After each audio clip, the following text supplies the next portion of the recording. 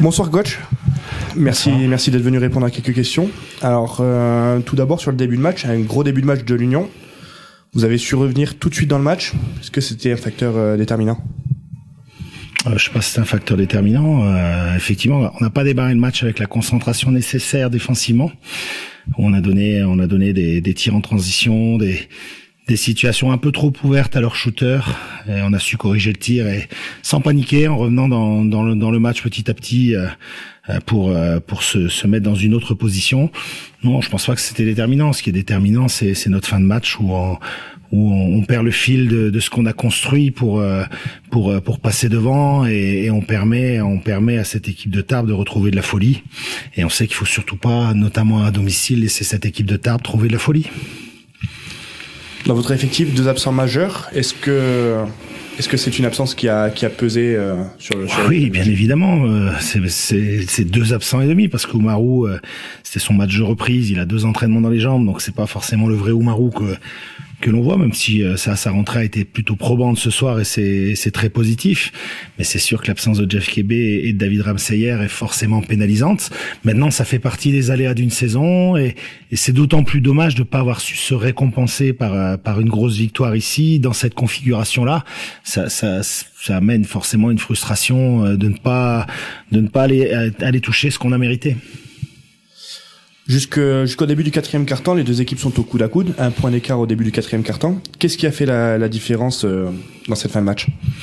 Le fait qu'on s'arrête de jouer, on prend un écart jusque 6 points d'écart, si je dis pas de bêtises, dans le milieu du 4e quart-temps. On peut à ce moment-là plier le match et on manque de discipline, on se précipite un peu dans nos choix, on perd des ballons bêtes, on est un peu moins en place offensivement et ça permet à cette équipe de Tarbes de trouver des ballons de relance qui leur permettent de rester en vie.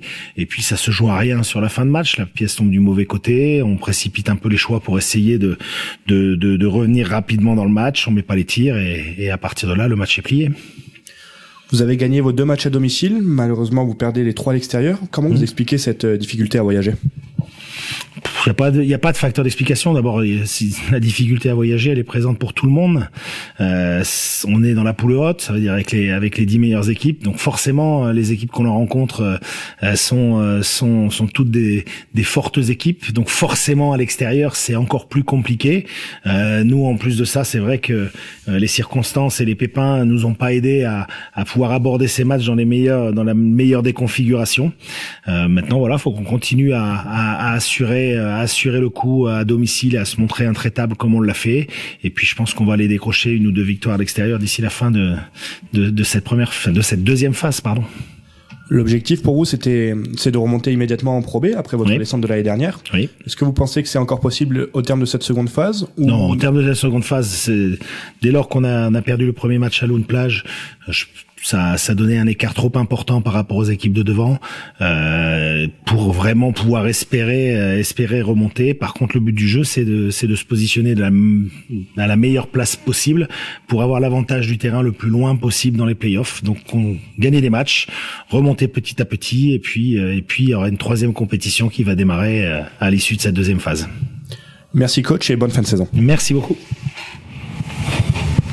Bonsoir Stéphane. Bonsoir Thomas. Tout d'abord, félicitations et c'est une victoire qui fait du bien. Comme toutes les victoires font du bien. Hein.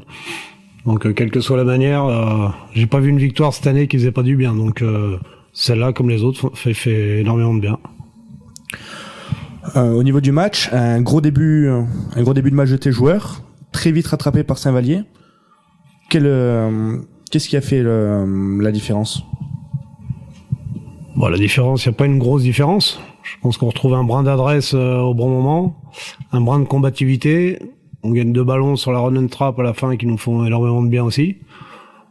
Ça prouve qu'on est allé chercher le match aussi. Hein. Donc voilà, félicitations aux joueurs qui n'ont rien lâché, même quand ils sont passés devant, à 5-6 points devant, on n'a rien lâché. On est allé chercher le match, on n'a pas attendu que des tirs ratés, où je pense qu'on a très bien défendu sur la fin. Donc voilà, félicitations aux joueurs pour l'abnégation, il y a pas mal de choses à redire, mais sur l'engagement et la combativité, on s'était promis pas faillir ce soir, et je pense que c'est réussi. Beaucoup de tirs à 3 points tentés aujourd'hui. Est-ce que c'était voulu ou est-ce que c'est simplement le match qui a fait ça? Non, c'est certainement pas voulu. À un moment, il y a eu enflammade. Donc voilà, on veut toujours tuer le match. Je pense que ça aurait mérité de mettre un peu plus de ballons intérieurs quand même, ce match-là. Et ça, on réglera ça entre nous. Après, on est une équipe, on le sait, qui tire pas mal à 3 points. Mais sur ce match-là, je pense qu'il y avait quand même beaucoup à faire pour mettre un peu plus de ballons à l'intérieur. Surtout qu'en début de match, quand on en met 2 ou 3 sur des short rolls avec Franck, ça réussit. Donc voilà, je leur dis, il faut savoir continuer à faire les choses, même si ça peut être embêtant de temps en temps de toujours répéter les mêmes choses. Quand ça marche, c'est pas grave. S'il faut faire 40 minutes, on fait 40 minutes. Tu as parlé de ton secteur intérieur, tu t'es vite retrouvé avec Tidiane à 3 fautes, Mo à 2 fautes. Comment tu as géré ce secteur sur le reste du match? Ouais, c'est vrai, Tidiane n'est pas rentré dans son match, et on l'aide pas à rentrer dans le match, je pense, parce qu'il lui faut des ballons aussi. Et après, Mo, c'est facile de le gérer, parce que comme j'ai dit, ça fait plusieurs matchs où dans les 5 premières minutes, il me fait 2 fautes. Donc, va peut-être falloir regarder son échauffement. Peut-être que ça vient de là. Il faut qu'on en prenne notre part de responsabilité, le staff, pour dire peut-être qu'il s'échauffe pas assez pour rentrer dans le match, parce qu'à la fin, il est jamais, comme je dis toujours, je le coach derrière, mais à la fin, il finit toujours avec 2 ou 3 fautes. Derrière, elle en fait plus. Donc, c'est un problème d'attitude en début de match, certainement d'échauffement ou voilà. Donc, va falloir qu'on règle ça. Le match est resté au coude à coude quasiment pendant 3 quarts temps, à 1 point de retard au début du 4e, et puis tes joueurs font un 19-10 dans le dernier quart temps. À quoi tu attribues ça? Plus d'envie, plus de physique? C'est ce que j'ai dit tout à l'heure, hein. Ils sont allés le chercher. Ils sont allés le chercher sur la presse tout terrain. Je pense que les ballons ne sont pas tombés dans les mains, hein. Donc je suis très content de la réaction qu'a pu avoir Nelson, qui était passé un petit peu à travers à Andrézieux. Je suis content de la réaction qu'ont eu certains joueurs qui ont été un peu moins bien à Andrézieux. Et c'est ce que je dis, une équipe c'est comme ça, c'est un jour on est dedans, un jour on est mieux, et là il y a des joueurs qui ont porté cette équipe qui étaient un peu moins bien à Andrézieux. Donc voilà, c'est ça qui est important. C'est ça qui est important, et maintenant il faut remobiliser ceux qui ont été moins bien ce soir. Je pense à Mo, je pense à Tidiane, mais il faut voir aussi les raisons pourquoi on n'a pas pu mieux les exploiter. C'était la première rencontre d'une série de 3 matchs à Tarbes, consécutifs en 7 jours. Encore 2 à jouer. Comment on aborde cette trilogie?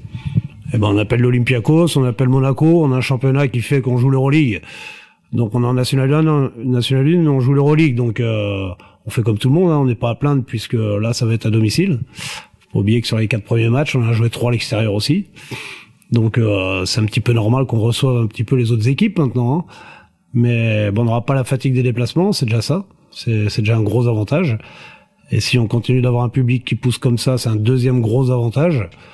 Voilà, et on va tout faire pour aller prendre celui de vendredi et pour aller prendre celui d'après, comme on essaye de gagner à chaque match. Mais comme je dis, on est dans cette poule. Il faut pas oublier.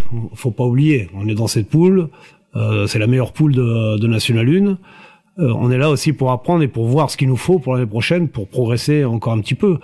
Donc voilà, on est en phase d'apprentissage et on a quand même pris 3 matchs à l'extérieur dans la tête en phase d'apprentissage. Donc puis pas des moindres, il me semble, hein.